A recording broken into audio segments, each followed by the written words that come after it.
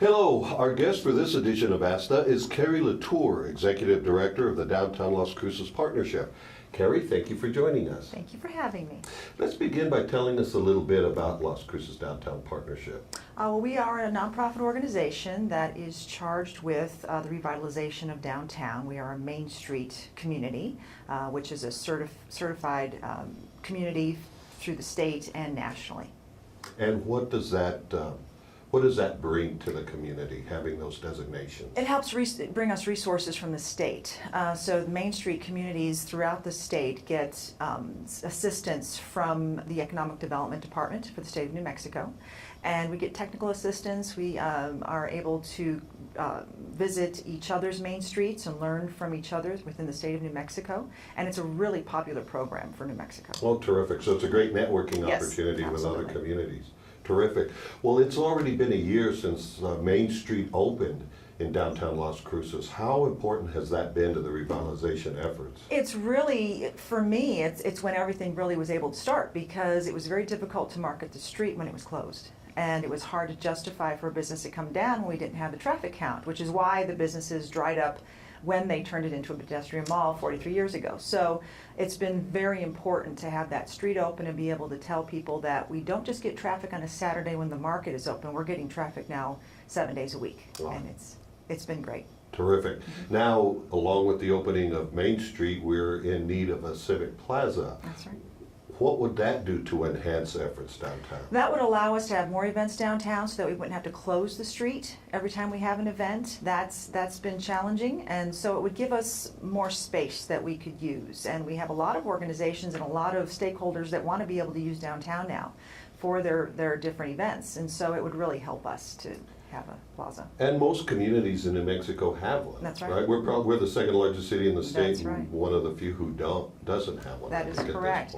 And I think the community is definitely behind it, and so we're still working on making that happen, and we're not going to give up. All right, terrific. Now, we do have some restaurants downtown, or there are places to eat.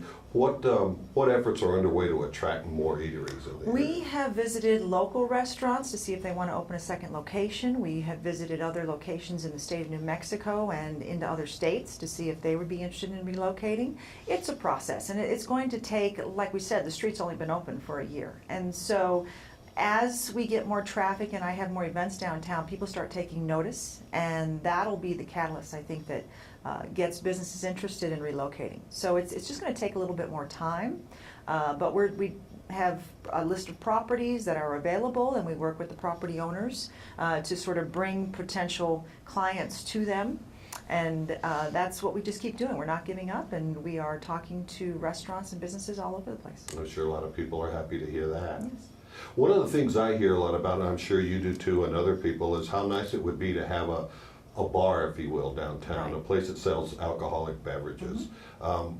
What efforts are underway to try to make that happen? Well, there's a misconception that it's difficult to have alcohol downtown, to have a bar downtown, because we have churches and schools close by. But council can make exceptions, and we can get alcohol downtown. It's not something that's impossible to do.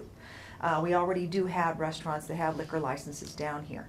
We are also exploring the idea of talking about working with the legislature, the state legislature, in creating some options for people that currently hold full liquor licenses. And if they want to expand into a Main Street community anywhere in the state, could they get a discounted or a satellite license at a discounted rate?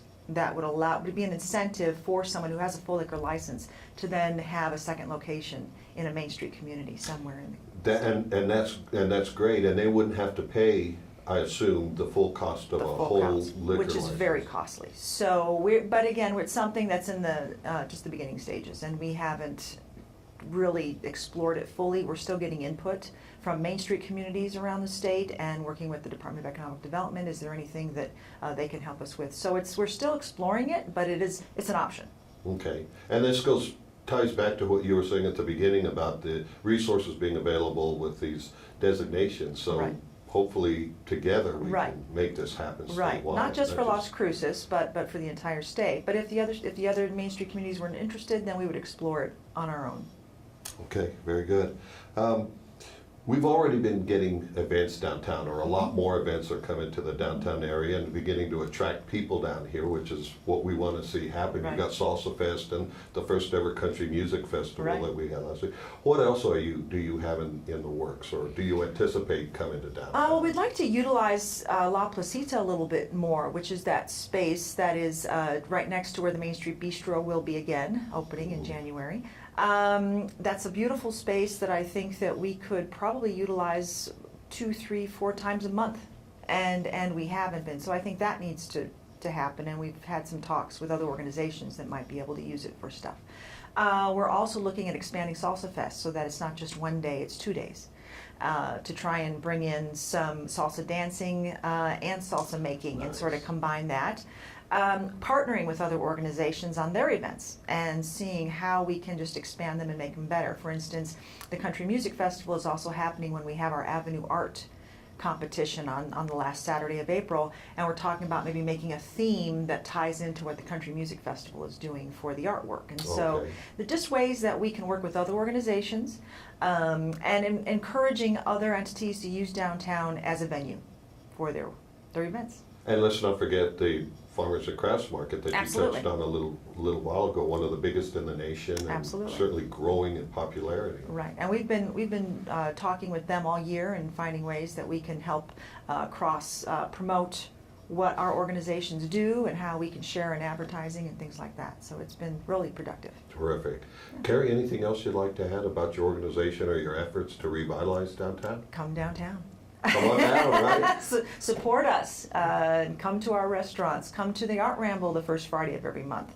Come to the Farmers and Crafts Market. Enjoy the museums. We are the cultural center of the community, and we are the heart of Las Cruces. And the more people that use it, the more likely we'll be able to get businesses that will relocate downtown. All right.